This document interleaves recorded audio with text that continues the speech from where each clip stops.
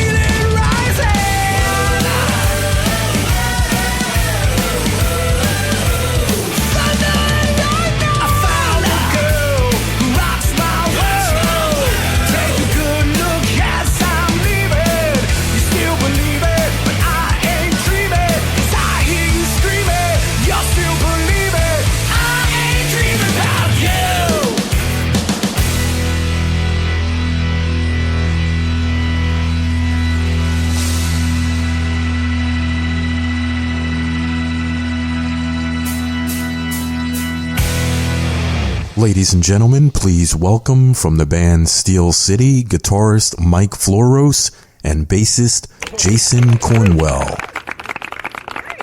So how you guys doing? Doing right. Can't complain. It's been a year almost since our last conversation. Since then, you've written and recorded a brand new album on Frontiers Records titled Reverence. Can you talk about that a little bit? Sure. Yeah. It's just it was a wonderful thing that kind of happened for us. really rather unexpected. And I'll let Jason tell the story of how it happened. But Jason presented. I guess I should say I'll let him tell the inner workings of it. But Jason had presented SteelCity to Frontiers, and they'd listened to some of the songs off of Fortress, and then Mach 2, and they were really excited. They were really excited to have us come aboard, and it really was a culmination of a lot of things. Probably, it was the songwriting, Jason's relationship, and the performance of the band on the demos. I think they were really just kind of excited to have us, and it's a blessing. Really thankful for that. Yeah, I have to agree. So Mike and I talked about it after doing Mach 2, and the band kind of just fell into place so well that I told Mike, I said, if we weren't going to be with Paris, because we just didn't see a future with them, that I wanted to present it to Frontiers. And so, I was dead set on that, and I believed in the product. I believed in Mike's writing, starting with Fortress, Mach 2, and, with the other bands like Love and Chains. Mm-hmm. So first off, believing in the product. Secondly, having the content that we needed, and then having the connections that we needed. So I presented to Serafino, and, needless to say, he loved it. And, the rest is kind of history. Awesome. How did you guys arrive at the title Reverence? Well, actually, it's kind of funny, because there's a song that we had written, and in the song, the word reverence was in there, and ultimately and strangely enough, the song ended up not making it onto the album, but the title of the album was already there. The artwork was done, and it kind of fit, so we just kept it. Nice. Can you tell me about the inspiration for your album's artwork? Oh gosh. Well, we had a couple of different ideas in regard to the artwork, and something that, we may move forward with in the future. But when it was presented to the band, because I initially reached out to Nello and had Nello work up the original concept, the band was looking for something a little bit different, and so I just went back to Nello and said, "Hey, do you think we could try this instead?"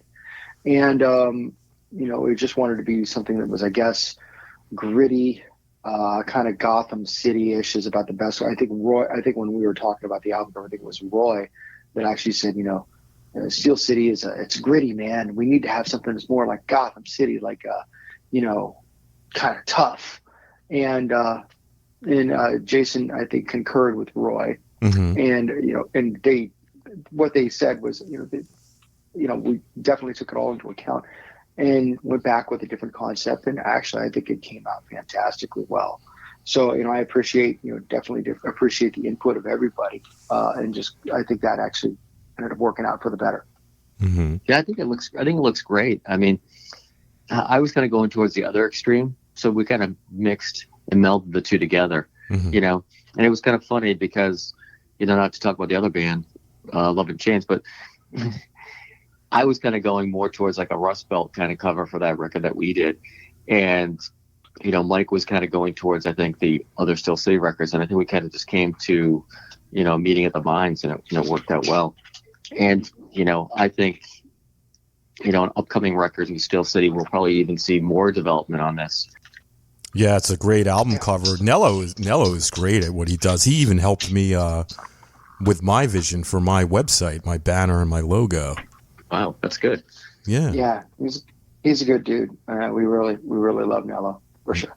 Yeah, he's done a lot of album covers, huh? He's done all 3 SteelCity album covers, and he's done the Love and Chains album covers. So yeah, he's done a few. I know he's done a lot for Frontiers. He's done a lot for Kibble, mm-hmm. and some other record labels as well. And he's very much a sought after individual, and I think his work speaks for itself. Yeah, he's awesome. This podcast will feature 2 tracks off this release: "I Ain't Dreaming About You" and "Walk Away." What's the story behind those 2 songs? The story behind the songs. Oh wow. Which would "I Ain't Dreaming"? I guess it's one of those songs where I was really we were interviewed about this a few times, and I was trying to think which came first, the chicken or the egg? Was it the hook? Was it the riff? And going back, I honestly think it was probably the hook and building the riff around the hook. Because I've been trying to think about that because it couldn't really. It's just one of those things where sometimes the whole concept just grabs you, and like I said, you're thankful to have voice record on your phone because that's how things just seem to come about. The other song, Walk Away, actually had completely different lyrics to it. The song itself, the music had been written for it for a while, and again had completely different lyrics. Which, when presented the lyrics to Roy really wasn't feeling those lyrics. He really didn't care for them, and he said, he wanted something that had a little bit more of a vibe that he could relate to. So, sat down, and honestly, I think it took like 10 or 15 minutes to write them. It was like the first line comes out and then the rest just follows. And it just kind of happened. Now, the really cool aspect of that was the backing vocals really on that song. I think they're really kind of what showcases the song. And we had some help on the backing vocals on this album from the lead singer of Love and Change, Rob Kane. And he just really, he really just did an amazing job, helping out with the backing vocals, and we just had a blast doing the album. Awesome. How do you guys collaborate with each other during songwriting and rehearsals? Jason could take that if he likes. Oh, sure. I'll say, SteelCity, like, as you know, it started kind of as Mike's solo project, and it kind of evolved from there. So I think Mike, it's pretty much his, brainchild, and, we, work with him to take what he's already kind of conquered and, put our own stamp on it. So that's kind of how everything kind of evolves. And he's got such a repertoire, or, I'll even say an arsenal of songs to pick from that it's just amazing. It's like an encyclopedia of music. The Encyclopedia Britannica. Yeah, seriously. No, it's really kind of fun because what I'll do is, it always seems like no matter what, when an album is completed, somehow or another I'm still writing, and there's always more songs available. So it's like there's always like at least 40 to 50 songs left after an album is done. But what I'll do is I'll take like somewhere between 15 to 20 songs, and I'll send them to the guys. I'll just like have a Google Drive folder that I just share, and more or less just try to say and of course, the guys are always welcome to bring in their own ideas or their own music. I think just for this album, we were on such a tight deadline with Frontiers that we just kind of said, okay, we've already got these songs, let's just put these forward. But so what'll end up happening is we'll pick the songs. Mm-hmm. Once the songs are picked, they're sent off to Ty Sims and Eric Johnson, who is our production team extraordinaire. And Ty strips everything down to just the bare guitars and a click track. And then it's sent off to each member of the band, and each member of the band does their thing, like it drums and then bass and then vocals and then keyboards. Then it comes back to, if there's any lead fixes that need to be done or the backing vocals, all that stuff. So we just kind of all take our turns at it. And then, so everybody gets to more or less put their spin on the songs individually. And that's how things come together. And for this one, Ty was even a little bit more, I guess, relinquish. I don't want to say relinquish control because it's not that. We're always a bit more collaborative, but I think he kind of let me take the reins a little bit more, and so it was kind of cool. It was a fun experience this time around for sure. Nice. Which song on this release resonates with you personally, and why? Jason, is there one that resonates with you the most? I would probably say, The Journey's probably my favorite song on there. I love the lyrics. And there's two versions. I know I always talk about that. I love both versions. That's probably one of my favorite songs on the record. And, Yeah, this album, there's no ballads on this particular SteelCity album. And I don't want to say it was by design because we had a few ballads to choose from. It just worked out that we didn't choose those songs to put on the record. And I'd say The Journey is probably my favorite too. And as I've said, it's really kind of strange because when you look at a lot of the songs, like even on the last record on Mach 2, my favorite record on Mach 2, or my favorite song on Mach 2 is probably the closing song as well. And The Journey is the closing song on this album. And the biggest fear about, I think every song or every album needs a great closer. And I think the biggest fear is that just, people don't always listen to the close. They don't always get to the end. And to me, it's probably, I don't like to say there's a best song because they're all written by us, but to me, it's the best song on the album. And it means, it's about, just being stuck in a small town, stuck in a place where you just don't feel like you can get out, and just finally having the grit and the determination to aspire to your dreams. And that's probably why the song resonates so well with me, because this is, when you look at all of the things that are happening with SteelCity now, with Frontiers, with us coming aboard on Frontiers and hopefully playing some bigger shows, not only in the United States, but perhaps over in Europe next year. Mm-hmm. With those things happening, it's kind of like, it just kind of resonates. And it's kind of like a dream come true. Nice. How did you decide on the sequence of tracks for this release? Oh gosh, how did we decide on the sequence of tracks for this? It just you kind of get a feel for what that's like. And I hope Jason doesn't mind me answering this one, because sure, of course, because I kind of chose the sequence, but you kind of get a feel for how you want the album to flow. Mm-hmm. And so, you kind of have an idea, like, you want a good opening song. You want a song, you want a song that is an eye catcher for the first song. You need eye catcher. You need ear candy.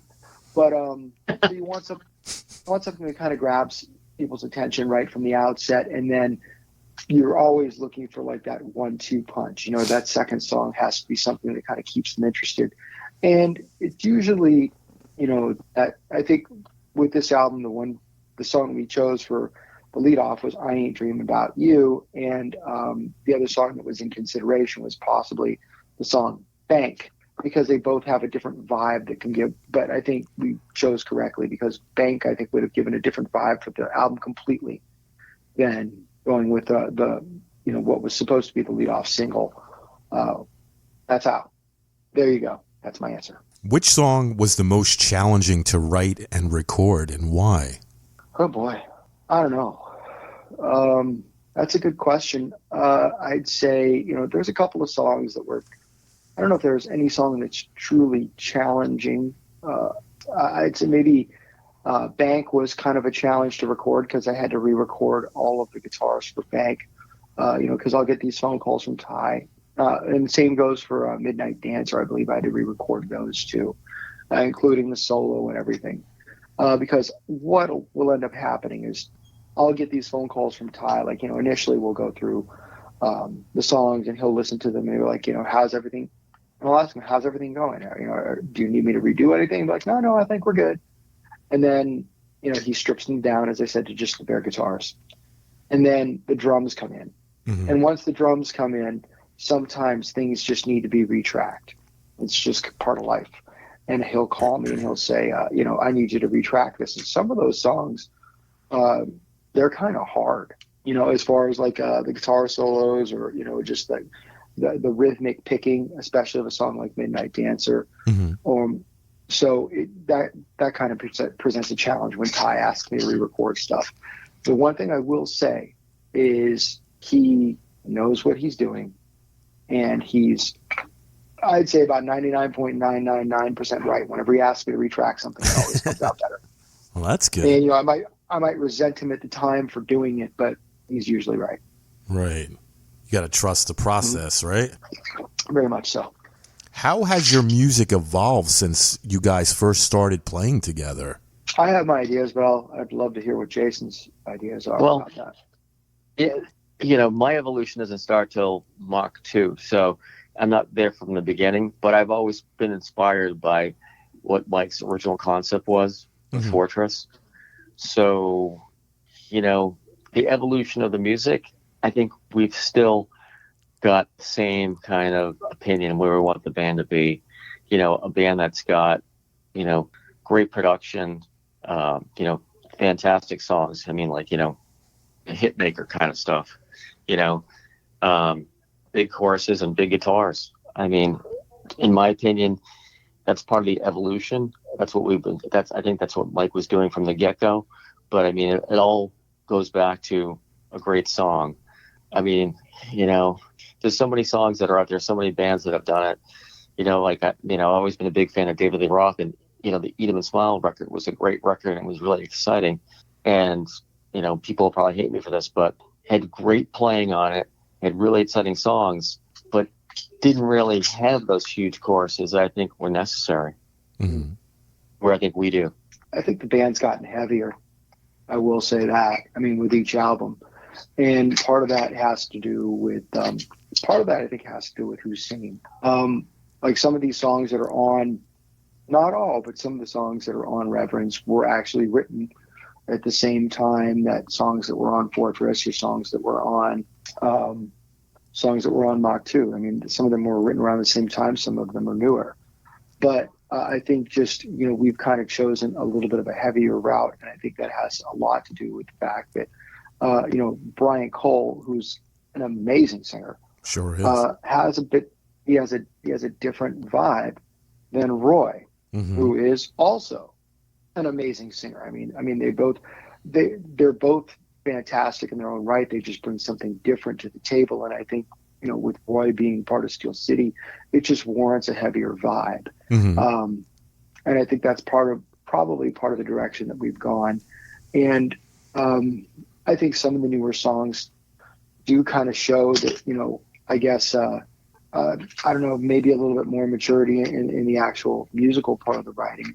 But the strange thing is usually the lyrics are a bit more, I usually don't write a whole lot of the 80s sex, fire, and desire kind of stuff. And I think there's like 2 or 3 songs on this album that actually have that. So that's a little different. But, not every song can be about, finding your dreams and, right. and all that stuff. Some things just have to be fun. Right. And I think we're kind of combining a little bit of both. So there's that. What's the one thing you want the fans to know about you and the band? Just how much I appreciate them for being there, man.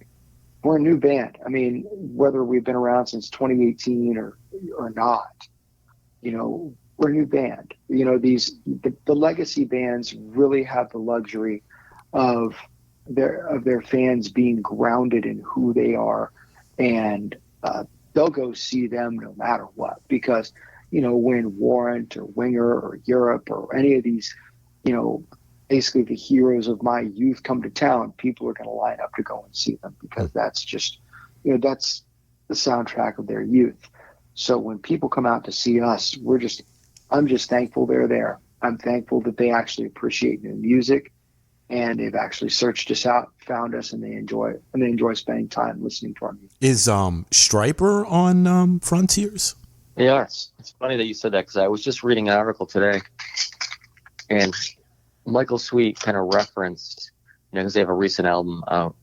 Mm-hmm. He referenced about how they're continuously growing and writing new music, mm-hmm. where he feels like a lot of the bands from the same genre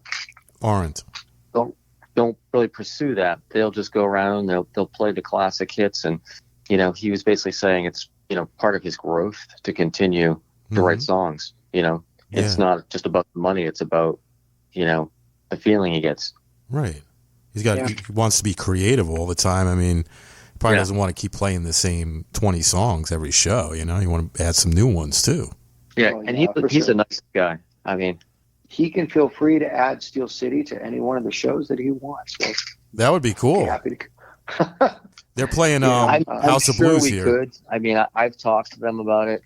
But I mean, it comes down to budget and whatnot. Yeah. I mean, if we were to do something like that, it'd be great. But a lot of times they're going to pick up like a local opener that's not going to have a lot of requirements. And I say requirements, I just mean like we've got to get ourselves there. We've got transportation costs. We're a pro band. You know what I mean? It becomes financially fun for us to do a lot of this stuff. Yeah. Yeah. It'd be the same situation with us with any show if we were bringing on another band. True. 100%. Yeah, go ahead. I was just throwing it out there, you know. Oh yeah, I would love that. I mean, I'm behind that 110%.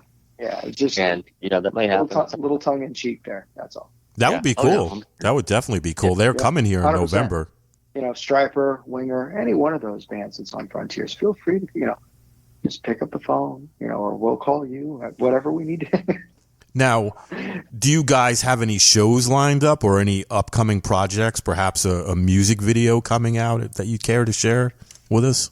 We'll let the band's de facto road manager answer that one. Yeah, I mean, right now we're in we're in talks for tour dates, within the United States and overseas. So we're trying to figure that out. We do have a new video that we're working on that we were just shot out in Los Angeles. So that's something that we're in the process of completing as well. So we expect to have that out within the next. I'm looking at, we'll probably turn it over to Frontiers within the next 10 days. Mm-hmm. What track? No Angel. Oh, nice. Very cool. Yeah. It was between that and Dizzy, and the label liked both. We just kind of picked one and went with it. Now, do you guys have like a certain budget? Like, is there only going to be like 2 music videos from this release and that's it?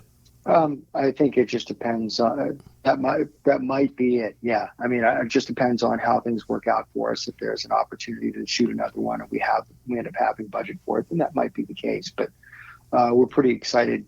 We're pretty excited to get 2 videos, to put out 2 videos as it is. Yeah. Yeah. And one thing that was really cool about it too is, Sawtooth Musical Instruments hosted us. Yes. And huge shout out to Joe Fuco. I mean, who turned his studio over to us for about 12 hours that day, provided gear, a stage, as well as, cameras as well as his time. So, I mean, yeah, that was really cool. That was really awesome. Do you guys enjoy shooting the video as much as writing and recording the songs? I don't know. You have to ask Jason. I got to be honest with you. Shooting the video for me was kind of weird, but that's just me. Yeah, I mean, shooting the video, there's a lot of process to it.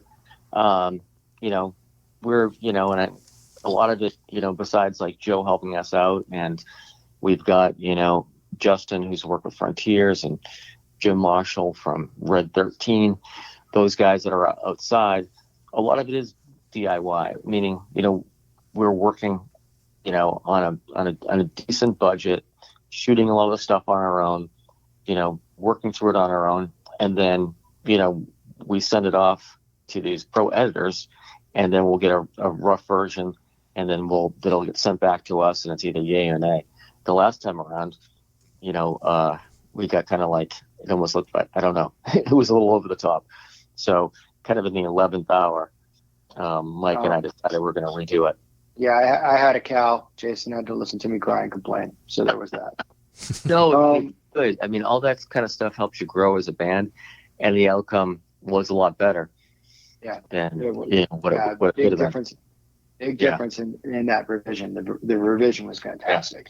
Yeah, for sure. The revision was killer. And but Jason gets to hear me. He gets to hear happy Mike and sad Mike. He gets to hear all of it. Lucky him. Well, yeah. During the record, I was like, I was kind of tense too. I hadn't worked with Ty very much. I like working with him now, but it took me a little bit to get used to his methodology. So I used to get frustrated. And no offense, Ty, I love you, but I bitched a little bit.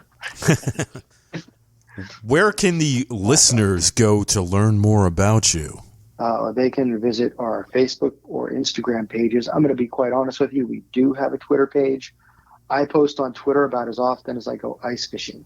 So I would say Facebook or Instagram are the best sources to find out about SteelCity, as well as www.idoraentertainment.com, which is that's my corporation. And they could find out about us there. They could find out about Love and Chains. They could find out about the Rock Altar, who we're partnered with as well. And if they want to shop for merch, there's a shop there. Feel free. Take a look around. Nice. Now, the album is titled Reverence. When does it drop? When is it available for purchase? Friday. It's available for purchase now, but it drops on Friday. Oh, okay. And they can get it through Yep. the Frontiers website? Yes, sir. Awesome. It'll be available in some stores and whatnot overseas, as well as in the United States. There will be a Japanese version, a really killer version of The Journey, an acoustic version of The Journey with just Roy and Tony Stahl. It's interesting. It's like, I'm not used to this. It used to be Tuesday was the new release day back when I worked at Tower Records. Now it's Friday, so it's just, I'll never get used to that. Every release that we've had before has been on a Tuesday. Yeah.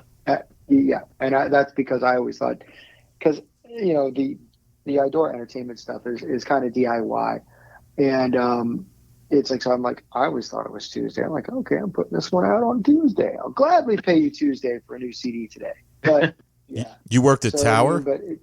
Yeah, I did. I worked at Tower and Sunset. Very. When I first moved. Did you see the documentary on Tower Records? Oh yeah, I saw that actually. It's pretty cool, right? I provided some information. I wasn't actually in the movie, but I provided some information, and I got some. They gave me a T-shirt. Nice. Yeah, I thought it was a pretty cool documentary. It was cool. You know what I mean? It really was. And it's like interesting how how Tower became what it was and where it went, and it still kind of exists over in Japan. Yep, definitely. Now, is there anything you'd like to mention that we didn't talk about tonight? Jason? Geez, that's a tough question. I mean, we're just really excited, to have this record coming out and for everybody to actually hear us worldwide. Not that they haven't before, but be presented in such a fantastic way from Frontiers. Yeah. Honestly, like I said, I'm just thankful for Frontiers for putting the albums out, for putting this album out, and also just picking up the streaming for the first two albums as well, because I think it really just gives the opportunity for a broader audience to hear our music. So we're really appreciative of Frontiers. Big shout out again to Joe at Sawtooth. I always want to say Joe Fuoco, but it's but I'm Italian and I'll still mispronounce somebody's name. That's sad. But anyway, I always want to say that, thank you to him, because man, it was just really very kind of him for what he did for SteelCity. So we do appreciate the guys at Sawtooth as well. And of course, fan family, man, I can't end an interview again without thanking everybody that really just kind of supports SteelCity. And thank you also, of course, to my bandmates for helping to create such a great album. I mean, there's no one person that makes an album. There's no one person that creates success. There never has been. There never will be. It's always a team effort, and every person in the team is important. And we just want to thank everybody. Yeah, it's a great record. I think it's going to do real well. Thank you. I hope so. I hope so. It'd be great. I'm going to order a copy tomorrow. Oh my goodness. I have no copies, or I would send you one. Hopefully they'll be there before I go to the United Kingdom, so I can go. I'm going to go see Big Ben. When are you leaving? I leave on Sunday. My wife, my daughter, and I. Nice. We're going for 2 weeks and never been over there, so this should be interesting and fun. Awesome. Well, I want to thank you guys so much for coming on the show. It's always great chatting with you guys. I love your music, and I consider you good friends as well. Oh, it's great to be here, man. We definitely consider you the same, sir. We do. Yeah, and let's stay in touch, and best of luck with this album, and safe travels for you, Mike, and enjoy your vacation, all right? Thank you. Stay minty fresh, my friend. All right, you too. Take care, guys. Right, feel better, Jason. See you soon. Thank you. Appreciate it. All right, bye-bye. See you. Yeah, bye.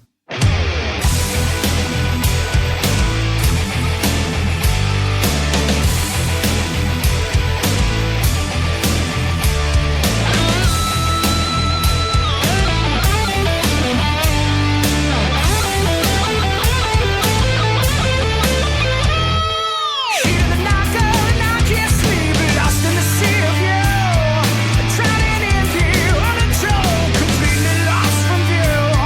The way you're playing, I'm so